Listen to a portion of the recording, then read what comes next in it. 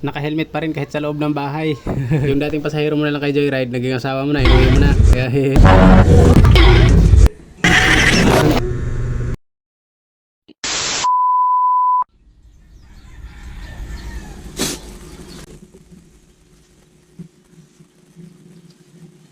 O, hello mami. Oh, hello. Ano ginagawa mo dyan?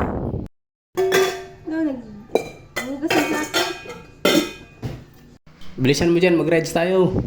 Pa, sama ako. Sige, tapusin ko lang tong kape ko. Saglit na lang to.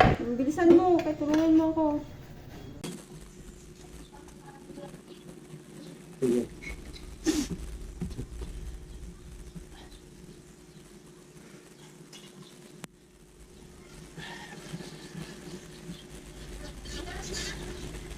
Hindi pa, kunti na lang. Kunti na lang. Marami ka pa bang gagawin? Ano pa bang mga gagawin mo? Buong bahay, paglinisan mo? Madami pa. Maglinis pa ako. Madami pa. Magano pa ako ng CR. Linis din. Ikaw, ano ba ginagawa mo dyan? Tulungan mo kaya ako. Kakatapos ko lang magkape, bilisan mo na, rides tayo, sabay biglang liko.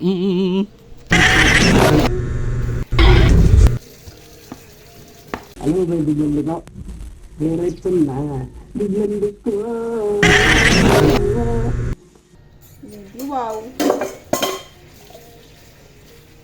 Sige, ayusin ko lang tong dito sa likod para malinis. Oh, bilisan mo. Tutulungan mo ako dito. Dami pa akong gagawin. Sige, wasin ko lang tong mga labahan dito para pag uwi natin mag-rides, wala na tayong alalahanin at hindi pagpagod tayo, diretso na tayo pahinga. Kasi biglang liko tayo mamaya, mapagod talaga tayo niyan. Ay, sus! Katagal.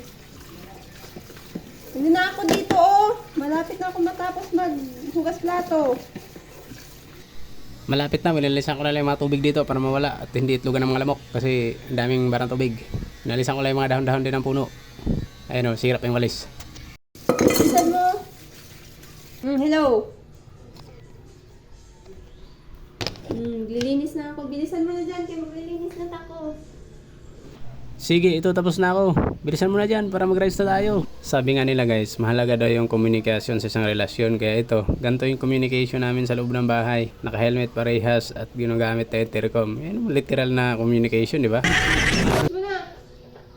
Patapos na ako dito.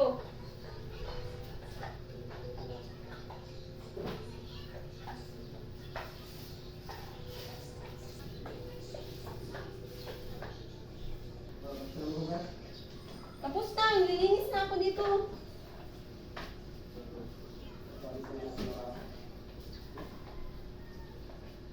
Ako dito. Tapos na. May plano yan ah. Ano kaya yun?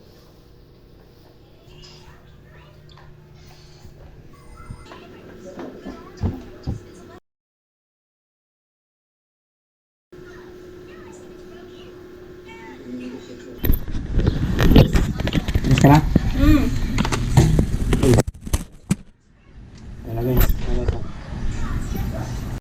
So ayun guys, ganito yung setup namin sa bahay. Ginamit natin yung pamalakas nating intercom para hindi na magsisigawan sa loob ng bahay. Andun siya sa kabila, naglinis ako naman sa likod. Kaya basic na basic lang yung usapan. Di ba? Rinig na rinig pa rin. Dito kayo nasanay kasi yung dating pasahero mo lang, naging asawa mo na, inuwi mo na sa bahay. Kaya may forever talaga kay Joy Joy. Wow. Okay guys, see you sa next video natin. Kaya bye bye, abangan nyo.